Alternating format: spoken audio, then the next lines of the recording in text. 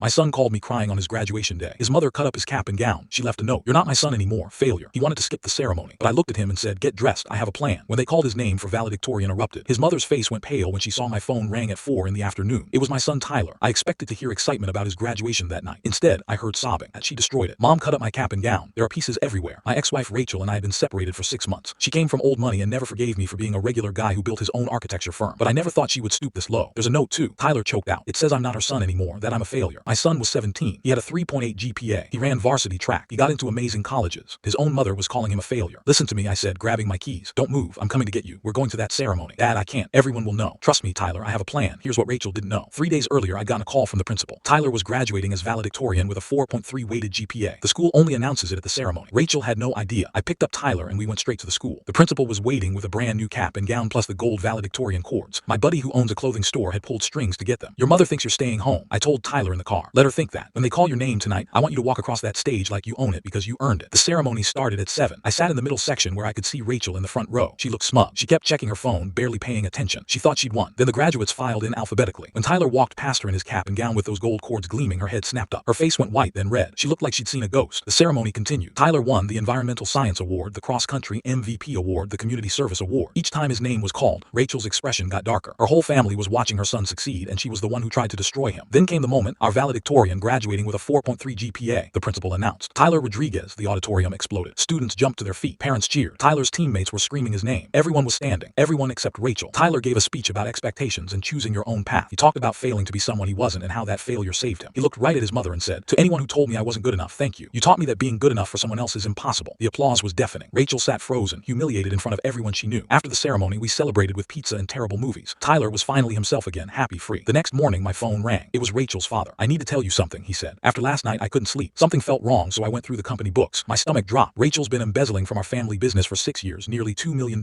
She's been funneling it into accounts in her name only, claiming it was for Tyler's college fund. That's when it clicked. The note she left Tyler said, don't bother coming to me for college money. She hadn't meant she wouldn't pay for college. She meant the money she'd stolen for him was now hers, her final punishment for his success. Rachel was arrested that afternoon. The charges included embezzlement, fraud, and money laundering. Tyler watched the news in silence. Then he said, she called me a failure the whole time. She was the one stealing and lying. She was projecting. I told him. She tried to make you small so she could feel big. I almost let her win, Dad, but you didn't, and that's what matters. Rachel took a plea deal. 5 years in prison, full restitution, her perfect reputation destroyed. Meanwhile, Tyler thrived. He graduated college with honors, got his PhD in environmental science, and married an amazing woman. He's now Dr. Tyler Rodriguez, published researcher, saving the world one wetland at a time. Rachel got out on parole last year. She tried to call Tyler to reconnect. He told her he'd think about it, then he hung up and never called back. Sometimes the best revenge isn't revenge at all. It's just living well despite someone's cruelty. And that graduation night, that was the night my son learned he didn't need his mother's approval to be extraordinary.